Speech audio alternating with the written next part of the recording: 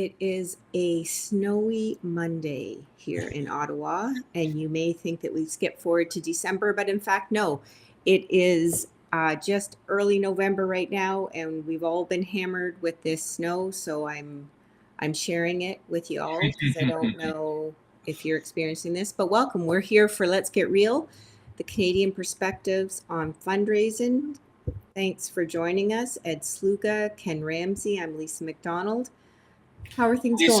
Lisa, well, fine. And it reminds me of a fact I learned way back in university about diplomats from other countries working in Ottawa. And a couple things I didn't know. The first thing I didn't know was diplomats actually, it's pretty standard stuff that you get paid differently for different locations. And if there's hardship pay, you get paid more money. And in Ottawa, all the foreign diplomats get paid more money because it's Ottawa. But the funny thing about it is they get paid hardship dollars for the winter, but also the summer.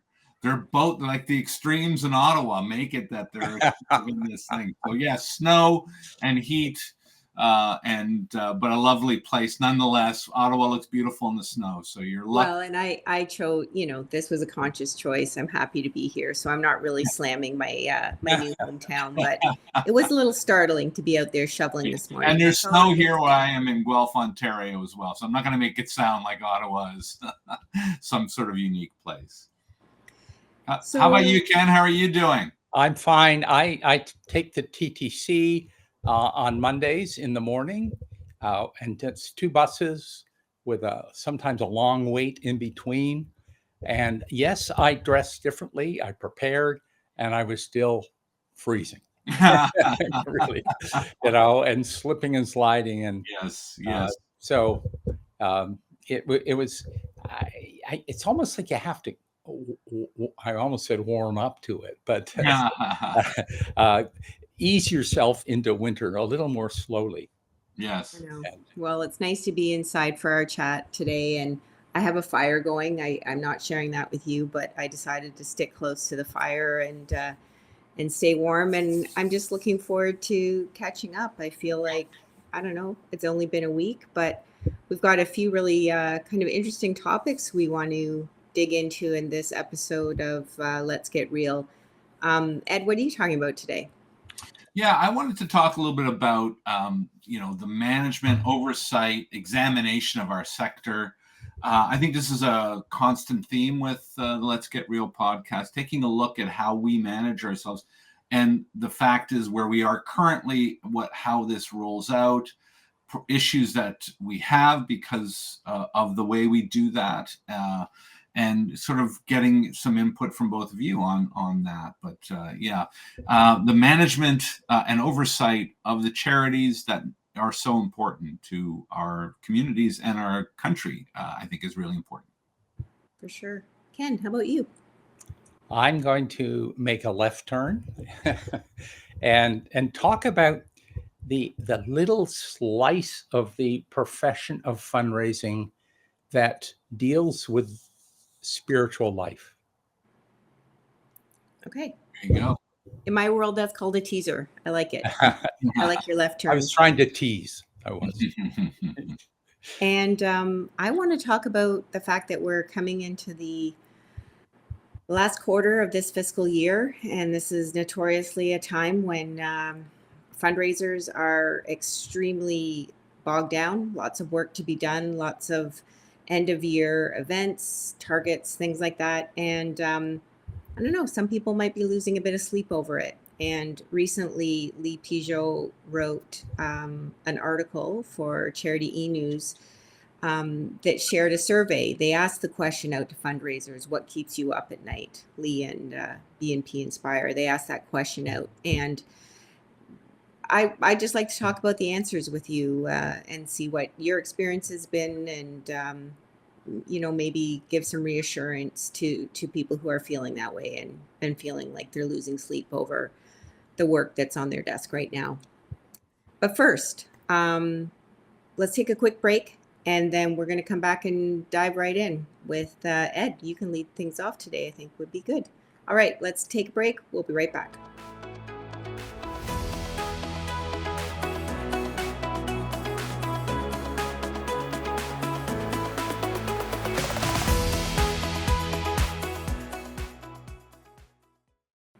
And we're back.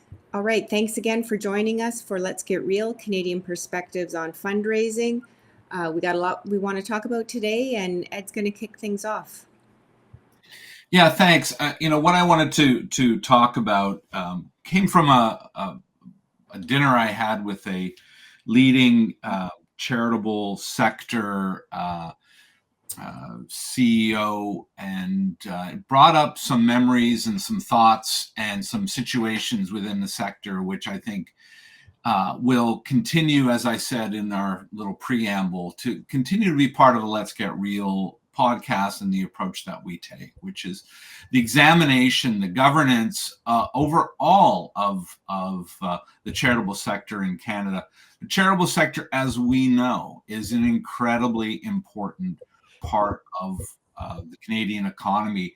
It's more than 8% of GDP. The not-for-profit sector is. There are millions of people who work in this area, billions of dollars in funding that goes directly to this. Lots of it from charitable donations, literally billions of dollars of charitable donations that go in. It's an entire sector that is governed in this very strange way, where we have professionals at every level, except for at the board level. And I think that leads to a lot of very interesting situations, which frankly lead to some of the scandals that we have within the sector. But I want to talk about two things with those scandals. Almost every scandal, I have to say, and the circumstances that I was speaking to the CEO about derived directly from the board of directors being taken over by a group of people who were all friendly to one another, and frankly were operating not just one but multiple charities that they'd all gotten themselves onto the board of for the benefit of those boards of members of the board. And these are name brand charities. These are, and I won't reveal them simply because, that's not our job here to reveal individuals and who's doing things that might not necessarily be wonderful for the sector. But where is the benefit? We see that with boards coming in on occasion doing this sort of thing. So we get these kind of hyper interested board members who often can run afoul of basic conflict of interest and basic ethical guidelines. And we have this other group of board members who are disinterested a lot of the times. I mean, if you've worked ever with a board, and I've been a board member as well, where you show up to board meetings not having read any of the prepared materials, not really involved in any great degree.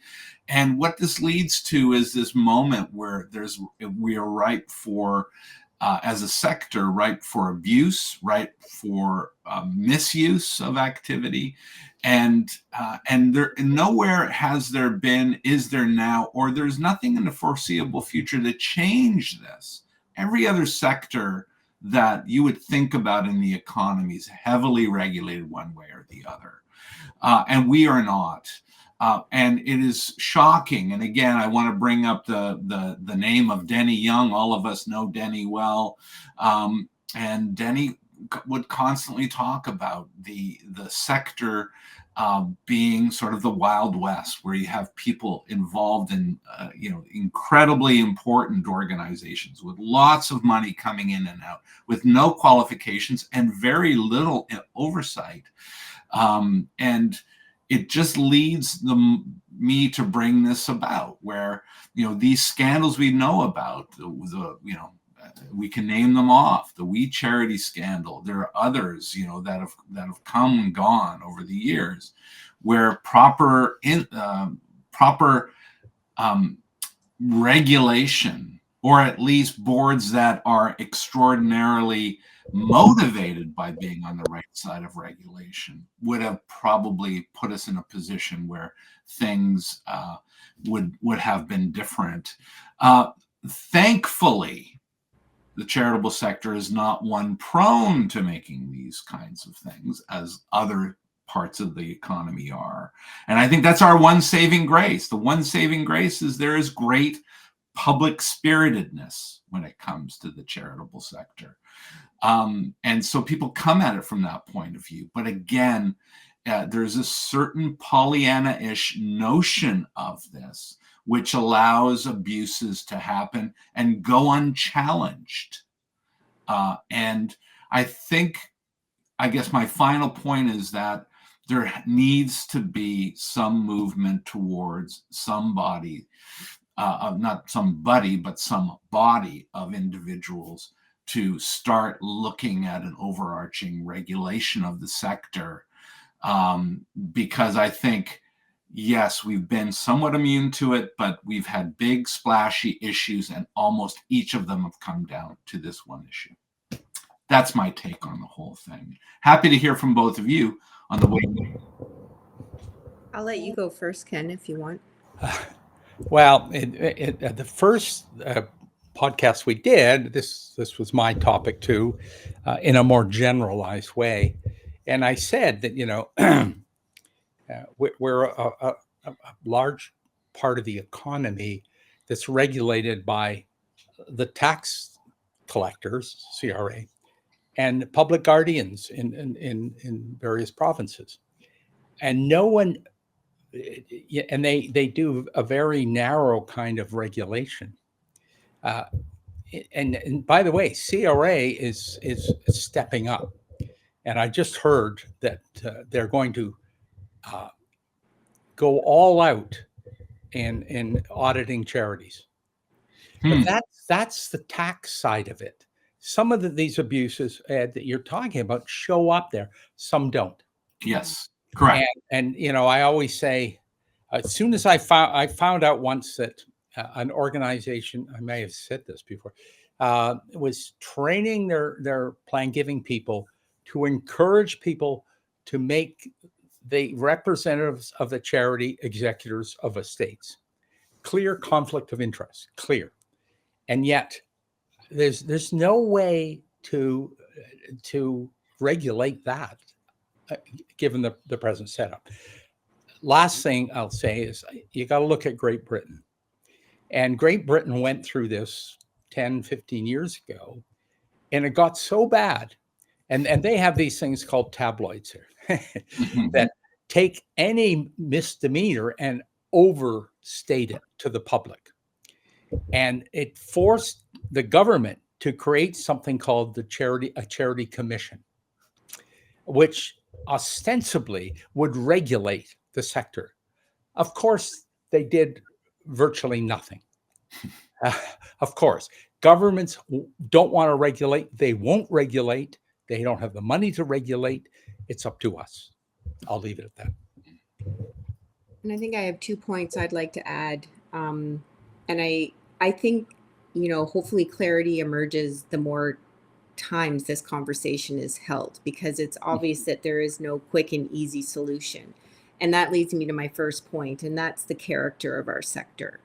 I mean, we are plagued by our differences when it comes to things like regulation, because you've got everything from, what we call small shop charities, which still are perhaps almost entirely volunteer run with perhaps one paid staff person, all the way up to the most complex of organizations like any of the hospitals, and all are still operating under the nonprofit banner, or have areas within them that are part of the nonprofit sector and working within that. And I think it's very difficult for people to wrap their arms and heads around how you wade into that with any kind of plan to apply consistency or regulation. I think it's challenging by our very character. And the other thing I wanted to say is I had an interesting conversation with someone who works in insurance this past week. And he was talking to me about, the emerging risks that are happening more and more for charities. And charities are not immune. The fact that the majority of charities operate in that kind of that goodwill space, have good intention space, try to do well, try to do good. Whether it's risks in the area of cybersecurity, whether it's risks in the area of having to have abuse liability. I mean, there are a lot of risks that are coming to the fore that are sometimes creating these scandals. It's not always just a governance. It's sometimes external actors or bad actors who are influencing what's happening in the charity. And if they don't have proper procedures, accountabilities, like in place, governance, all of that, then I think that increases the risk to the organization, to everything that's happening. So I know those are two very different comments that contribute to this, but this idea of emerging risks and how charities are preparing themselves for that, how they are professionalizing themselves so that they can deal when things happen, to me is also a very big part of this discussion. And again, I am, Ken, I need to dig into that example that you gave of the UK and kind of what's been done there, because I think to me it's the idea of the character of our sector that is the biggest challenge to do that. So I need to look at that a little bit more, because that is an interesting to look at precedents that have happened and what we can leverage and borrow from those. Yeah, and if I could just add just one more thing about that, again, referencing something that Ken said in a previous pod, which is about, one of the main things we have is our brand, right? And the trust that our stakeholders have in our brand. And what we see is the opportunity for the initial breach of the code of ethics and that public spirited nature, kind of being trampled upon for personal gain or whatever, leading others within the organization to do something else that would run afoul from code of ethics to preserve the trust in the stakeholder group once the initial crossing of the line is discovered. And it kind of leads to one thing, to another, to another, to another. And this erodes the brand in a different sort of way. And we know what this is about. And we'll talk a little bit about this, I think, in your segment, Lisa, about stresses on people internally. Everybody knows what it's like. And we all know this. We all know that there are charities out there, not-for-profits, but we kind of deal with the charitable side and of not-for-profits and charities that people don't want to go and work for, right? Because they've eroded this. And you could probably go back to, if I might use some, and this is, maybe connected to Ken's spirituality thing, the original sin of this. There's some original sin within the organization, which has now been compounded on. And there's no way out of that. I mean, the other thing about it is that with a public regulator, properly staffed, properly working, and maybe driven by the sector itself, right? And lots of sectors in the economy started the regulation aspect of it and abide by it now. There's a way out. There's a way to claim, yes, we've had a problem, but we know the steps to get out. And so I think this is an issue. We've come to a maturity level now in the sector that this needs to be an issue, and we need to focus on it. All right. We're going to, after this break, we're going to talk a little bit about, yes, I think it is some of the impacts of this type of issue. And I guess it would be of no surprise that in the survey that I want to talk about, that definitely those unrealistic expectations and having a board who has different expectations versus commitment to it are some of the ranking things that are causing stress among fundraisers. This is what they're talking about. So let's take a quick break, and then we'll come back and we'll talk about this trickle-down effect and how it's impacting our leadership on the front lines. Right back after this.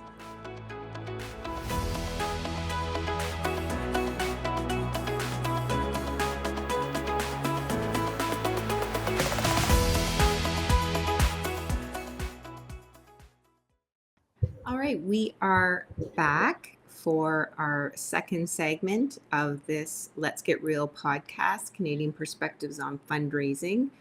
And I know Ken and Ed know, but I'll just, in case you're joining us for the first time, the reason I'm here with these two OG fundraising type guys is that I'm the editor-in-chief for Foundation Magazine and for Hillborn Charity e-News. So I get the privilege of talking to a lot of people from one side of the coast to the other about philanthropy, about fundraising, about all kinds of research going on, reports being issued, and so that's what kind of I bring to the table and that I like to talk about, and some of the current things that are out there being discussed. And absolutely, since COVID, one of the major discussion topics that people return to time and time again is around burnout in the sector, and it's around how fundraisers are managing, within their roles.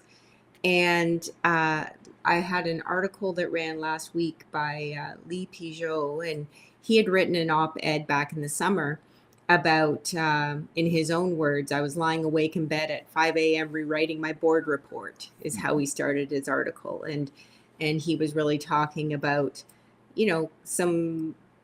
some realities that he finds in his work and what he does. This led to a survey being done about what keeps you up at night. This was the question asked to fundraisers. And I'm just going to give you a quick snapshot. I encourage you to read the full article if you have the chance. It's Lee has a great way of telling a story, and he goes into more detail in this, and we'll include the link at the bottom of the podcast so you can check it out. But a few things that aren't going to surprise either one of you, Ed or Ken, is that, of course, fundraising causes anxiety. 60% of the people who responded to this survey said that meeting their fundraising targets is their top worry. They went on to say that right behind that is financial sustainability. Okay, so that's not surprising because we're trying to pay fair wages. Organizations are trying to cover rent, run programs, and keep their website up to date. Lee actually shared that one person wrote one single word: payroll! ! Mm-hmm. So there are a lot of charities out there just struggling to kind of make ends meet and to keep the doors open of what they're doing. So what do we do? What do we say to help these fundraisers, our frontline leadership, who are just feeling the exhaustion of today's political climate, the demands of our communities, who are relying more and more on their charitable organizations to meet need, whether it's food banks, whether it's dealing with people who are unhomed in the communities. So what's the answer? We've talked about regulation. We've talked about the need for some top-down structure and with our boards. But what else is there?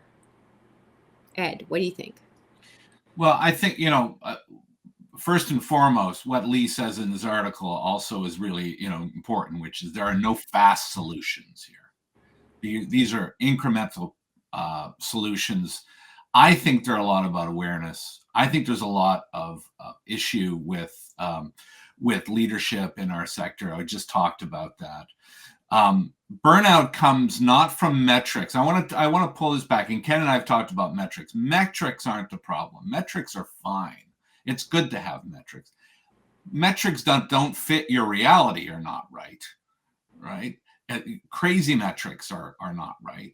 And metrics without resources are even worse, right? Crazy metrics. And that's what really is driving, I think, most fundraisers to be stressed out. And by the way, our company, PG Growth, has done some support groups around stressed out fundraisers. And we hear this all the time, that I'm asked to achieve aspirational goals while I've been asked to cut my budget. And I'll go back to a famous story I love to tell, famous for me, about Ed Pearson. It's the second time his name is been mentioned, I think, through the pod, and we'll mention Ed Pierce's name as we go on and on through this, because for me, he was such a mentor.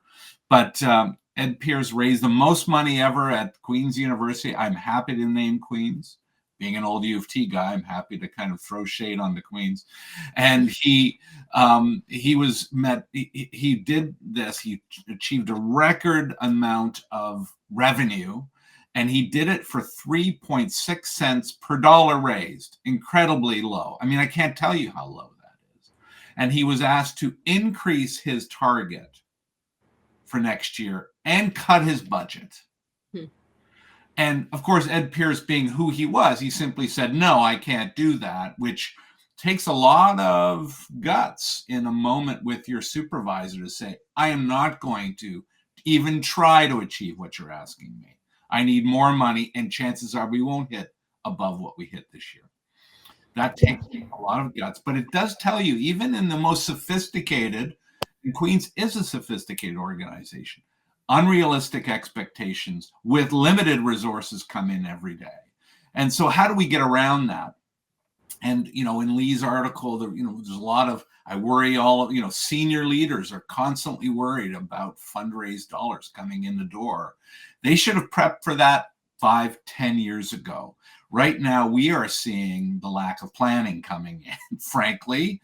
And one of the things, I'm going to say this too, one of the things that we have not seen is a lot of organizations kind of fall underneath the lack of this planning and leadership, where you see businesses, that happens regularly. We prop them up. But the stresses that are pointed out, the origin of these stresses that are pointed out are things that we've been talking. By the way, that Ed Pierce story happened. Ed Pierce passed away in 2005, unfortunately. So more than 20 years ago, he told me that story. The stresses are still in place. And what's happening in our sector is that good fundraisers find the places that don't have these stresses. And that's where they land and stay. And good people will do that. So getting right back to what Lee said, there are solutions. They're not easy and they're not fast. And we need to, as a sector, perhaps provide some guidance about how to get out of these. Ken, what would you add? Well, it's a huge question. And the answer would be to listen to this podcast, the YouTube, for the next year, and you will get because we will raise all of these things. We have a tough sector for all the reasons that Ed's mentioned, that I mentioned, that you've mentioned, Lisa. And by the way, I'm going to only make 2 points. One is it's going to get worse. The financial forecasting is clear. And that is, we are in for an absolute horrendous next 5 years. And the pressures are going to double, triple, quadruple. So then the other point I want to make is that we really do, the way our profession is structured, we operate individually. We're all siloed in a straight up and down thing, and the support, and that's the key word, support, has to come from each other. Mm-hmm. And now, ideally, our associations would provide that platform, but they don't. They don't. They do sporadically. Go to a conference, and well, forget it. There's not a lot of, maybe over the dinner table or at the coffee break, you get a little bit of it, but we need that in a more formalized way. We really do, as a sector, have to learn how to help each other. And, people call me only because a lot of people have my phone number or something. People call me for this who I hardly know. And I know they call you folks and engage, but it's very, very hesitant and sporadic. So we need each other. We have to find ways to support one another in this. And it really helps. It guaranteed, it really does help. Yeah, I love that. That's a perfect note, I think, to end this conversation on, because collaboration and partnership, knowing you're not alone, sharing best practices. I mean, that's kind of all the good stuff that help people get through. So, thanks for that, Ken. That's really good. I feel like you're finding your zen.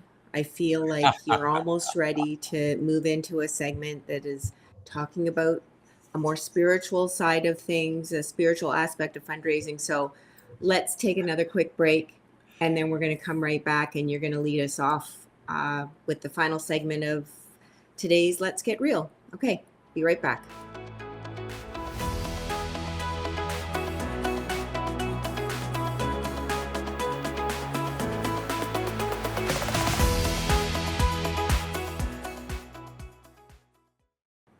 Thanks for joining us for Let's Get Real, Canadian Perspectives on Fundraising. You're listening to Ed Sluga, Ken Ramsey, and myself, Lisa McDonald. And we are getting real about working in today's charitable sector in Canada. And it's not all about numbers, is it, Ken? And it's not all about, well, what is it about? What do you want to talk to us about today? Yeah, in many ways, it's going to the absolute core of philanthropy, right? Which I love to explore. A few weeks ago on one of these podcasts, I talked about fundraising being one of the noblest professions. And I want to expand on that a little, right? Stretch that and discuss really that fundraising done respectfully, done properly, enters the world of spirituality. Think about that. It's almost shocking to say that. Right? You might have lost a few people just right there. Yeah. Well, I'm going to tell a story, and I want to tell a story about a guy. His name was Paul Shervish, and I met Paul because I hired him. I was sponsoring a research grant through AFP in the U.S. And so Paul applied with, and he got one of my grants. So I worked with him on this research. And Paul was a sociologist, and he taught at Boston College. And so I hired Paul and a guy named John Havens, and John was an economist. And they did a wonderful little piece of research for me. And I won't go into the research in detail, although it's fascinating. They looked at IRS submissions, which were online, and they determined this. They determined that in the US, generations younger than boomers overall are 20% less charitable. Okay? And by the way, in Canada, we have the most dramatic baby boom bust of any country in the world next to Turkey, just as an aside. But in Canada, we also have 20% less people in those generations. So, and we're living through that right now. That 40% hit, it's a demographic hit. However, I'm not talking about that research today, but I want to give, Paul Shervish was a very amazing person. He was Jesuit trained. He also headed up something called the, exact word, but I think it was the Council on Wealth and Philanthropy. And most of the major foundations in the US would send representatives to this council. And Paul himself sat on the Rockefeller Foundation board. So he was well connected. But he did a workshop, and I want to tell you about this workshop. And he titled it A Moral Biography. Okay. And he described a technique, a fundraising technique to secure major gifts. That was his application. And he described how this would work. And basically, you work with a prospective donor, and you pull out life values from that prospect, and things that are important to her or him, guidelines for his or her life. And then you simply ask the question, and you look the person right in the eye, which I always train fundraisers to do, right in the eye, and say, how do you want to live out these values right now in your life? They know you're a fundraiser. That's the context, okay? And it calls the person to consider their life's importance, etc. I came home, and for the most part, I've worked in the area of estate giving, plan giving through estates. So I wanted to adapt that to the plan giving, estate giving arena. So I created something called the Life Values Dialogue. It's the same thing. I would sit down with a prospective donor, existing donor. That's the context. And I subsequently have been hired by various organizations to do this on their behalf, right? And I sit down with that person. I don't know them. I'm not building a relationship here, but I make good contact, good engagement, and I start to ask them some questions. First one is, why this charity?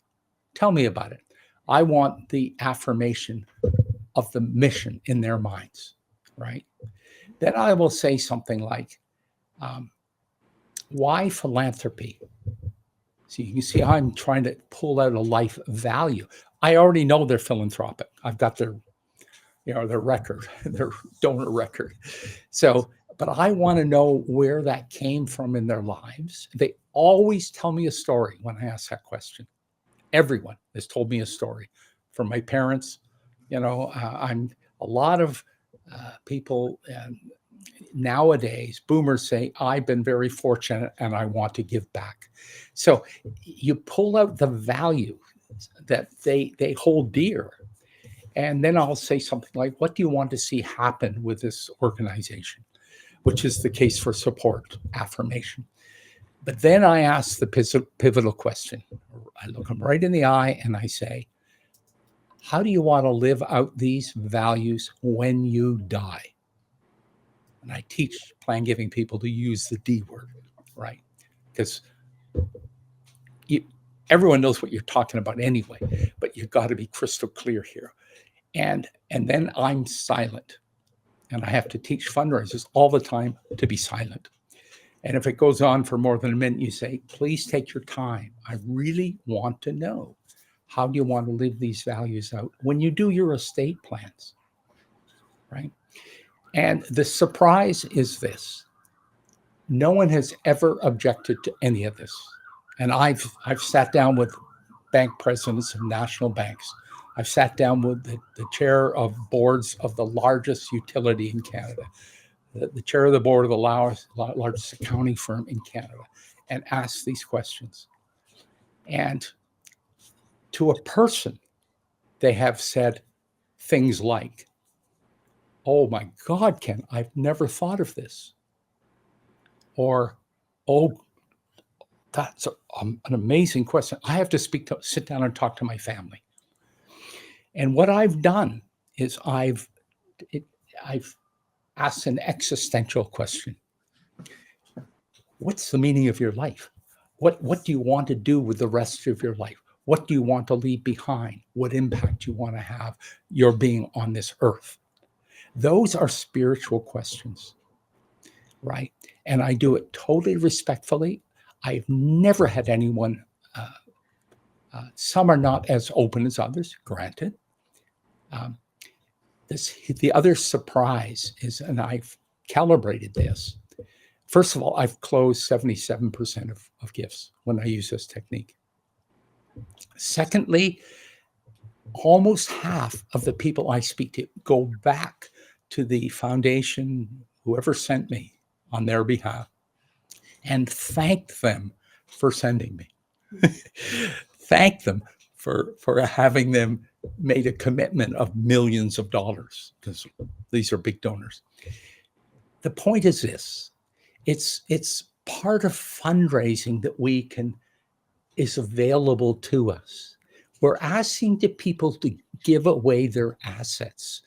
All fundraising is, all philanthropy is, and you're giving away what you've accumulated, and that's something that is unusual. Most people have dedicated their lives to amassing. That's the rubric of our society, right? To amass, to Acquire. and here a fundraiser is asking against that. But the way to do it is to discover the part in the people you're working with called prospective donors. Find that part of them that they already have affirmed that, and then ask that pivotal question: how do you want to live this out in your life now for a major gift, or through your estate in the case of a deferred gift? So it's part of fundraising that we don't teach, we don't train, we don't talk about it. And but if you've been in fundraising long enough, you've been in those situations, and I'll look to you, Ed, in your response, and you've run into people, especially in the area of planned giving, because you're dealing with death, and that calls up these things, right? So it's an area of fundraising that is the most noblest, I believe. You have to do it properly with respect. And it's not about your agenda. It's nothing about you. It's all about the prospective donor and facilitating that person confronting these spiritual aspects, these existential aspects of life. So that's the one wonderful side of fundraising. Well, and I want to connect and thank you for that, Ken. And one of the things I'll say is, we don't teach it, but I think it's learned. I think the more you fundraise, the more you learn these things, because donors will teach you. They'll teach you that they're bringing this values-based notion to their philanthropy. And by the way, that's donors of 100, 1,000, 100,000, $1 million. They all bring this. Most people make this decision to give to you based on some inner monologue or within themselves. And fundraisers find it, and the donors know it too. The donors know it. They feel it. Of course, we've known it for years, and then Dr. Russell James has done research on it to prove what we've known for years. The donors feel joy when they give because they're expressing those values. So the fundraisers know it, whether they're taught it formally or not. The donors bring it. But I think it gets back to what Lisa had brought up from Lee Pajot's article and what I was mentioning earlier, which is that the organizations don't bring this. That's the missing equation right now. Organizations are focused on, I used to call it an ATM machine. Their donors were an ATM machine. And when we needed money, we went to the ATM machine. And they did not actually express those things back to donors. I was working with a client once, and we were just putting together this wonderful case for support, which really talked about all these values and all these moments, these transcendent moments people feel. And what we said was, send this to 10 to 12 of your best donors and ask them for their opinion on this document. And it was interesting how many of those donors emailed back to the organization and said, so sorry, you don't want any money. You just want my opinion on this document. And it just showed for them. And it was a good example of the fact that we don't engage in this, even though it's a powerful moment for the person and a powerful moment for the fundraiser as well. And I'll just add one. So when we lean in, we get big gifts. We do absolutely get big gifts. And I remember Jerry Panis, the great American consultant on all things major gifts and campaigns, talking about the same thing, talking about values. He used to start it off by saying he'd go and meet these people on behalf of mostly large universities in the US, people he'd never met before, first ever meeting. And he would say, so tell me about the biggest gift you've ever given to any organization and why you gave it. And, but it was in that moment, he trying to bring out that spiritual notion. And that's I think it's a powerful thing. But we have to get away from thinking of our donors as an ATM machine. And I have to take a little bit of objection. You said most fundraisers learn this. I know some that haven't learned it and will never learn it. I'm being very generous. I'm being very generous to our sector. It's not like you, Ed. I'm my best. It's not like you to be generous. And I will say this, that and we talked about this in a previous podcast, right? Which is the outsourcing to marketing firms. I'm sorry, all of our marketing friends out there, but the outsourcing to marketing firms is going to slowly erode this notion, because they will not be, and they're not interested in being face-to-face with donors. They're interested in a monologue as opposed to what you're talking about, Ken, which is a dialogue. Yeah. Right. And that you're right. But again, for my mind, we're talking about retail fundraising through marketing and I almost said true fundraising, but person to person, individual. Yeah. But so I once was teaching a line of major gift, and they were in a $500 million campaign about how to ask for gifts. And I was being challenged when I talked about this kind of methodology of finding within the person no one's going to make a gift of that size unless they want to. So make sure they want to. You've got to let them realize they want to. And one of them stood up and said, Ken, you've got it wrong. Our job is to present a business case. Major gift. And she was a relationship manager, right? And I just shook my head, right? That that if that's how we see fundraising, to present a business case, there is a business case as part of a case development, of course, but that's not the reason to make the case, the gift. And I would argue too that and this is where we erode some of the language, social impact versus charity. We've tried to be more business savvy in our language. There is no business case. There's one transaction. I give you money, you give me a tax receipt.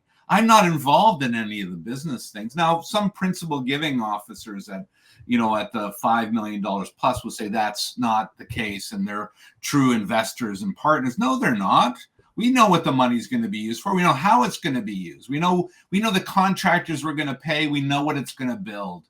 We're not asking for investors. We're asking for a charitable donation. And I hear you loud and clear, Ken, that we've allowed this language to kind of confuse us. But right back to where you're at, this is about values. I totally agree. All right. Well, you two have used up all the time. Sorry. So I am just going to add one final thing, and I'm going to put on my donor hat because my 21-year-old daughter tells me weekly about her existential crises that she has in her life. And, here I am, considerably older than 21, but not yet necessarily focusing on end of life or will plans. But I appreciate an authentic conversation, and I appreciate a values-based kind of discussion that is really trying to understand who I am and where I am. Because one thing this age and stage of life does permit me is I've done enough living to know what matters to me. And I know where I want to invest my time and hard-earned dollars. So I think from a donor point of view, anytime I can have an authentic conversation about my philanthropic desires, about where I'm directing my funds, that's of value to me. And that's going to keep me coming back to that charity, to that organization, perhaps to that person even, to continue that conversation and see where it can lead. So it makes a lot of sense from that point of view, at least in my way of thinking. Okay, we are done. Those are all of our segments. We've used up all the time, but we are going to come back and be charitable a little bit more with the nods we want to give across the sector this week. So one final break, and then we're going to come back. And Ken, I'm going to let you kick off the Let's Be Charitable comments for this podcast.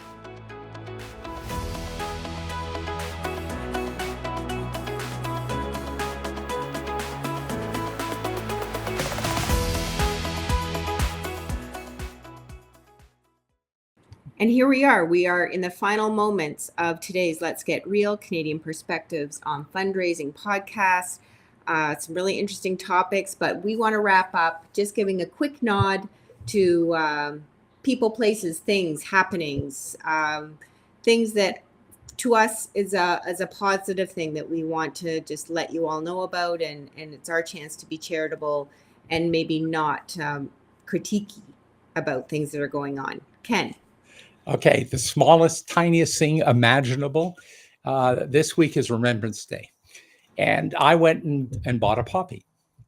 Now, of course, I lost that one because they always come out. And I bought another poppy. And I've part of that has always been in my mind about, I'm remembering. And I have family members who suffered in wartime. But I also realized that it's the tiniest bit of a gift. It's the tiniest little bit of a charitable intent. We simply because we go beyond ourselves and think of others. And we put some money on the table in the box. You don't even have to, but almost everyone voluntarily puts the money in the box. So it's the tiniest little thing, but I want everyone to think of the poppy as also a gift. I'm going to jump in and add on because I also want to talk about Remembrance Day, Ken. Okay. Mine is slightly different. What I wanted to just give a shout out to is to the modernization. Charities learning new ways to do things. So yes, the poppies in the box with taking your loonies and coins is definitely still there. But actually where I got my poppy this year, they had the tip tap pay. So it was all I needed was my iPhone. I didn't have to have change in my pocket. It was a simple tap. I donated $5 and got my poppy and off I went. And I think that seeing established charities, older charities, finding ways to do new things is always a positive look forward. So I was just going to give a shout out to that tapping technology and encouraging people also to continue to give, even if they don't have change jangling in their pockets. Yeah.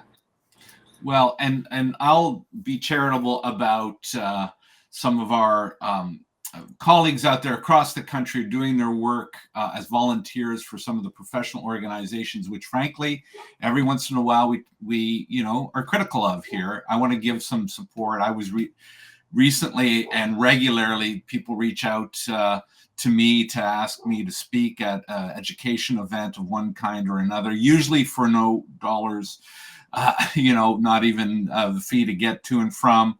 But I understand what they're doing. They're running the educational part of the AFP, the CAGP, the AHP, you name it, and they're doing their best to do education sessions to bring people together and get them focused on learning more, coming together, supporting each other. And I want to be charitable to all of them. It's a tireless and thankless job, but you're making the sector better by doing this work. And, thank you for taking the time. Sometimes they're huge successes. You have hundreds of people. Sometimes there's maybe a dozen people around the room.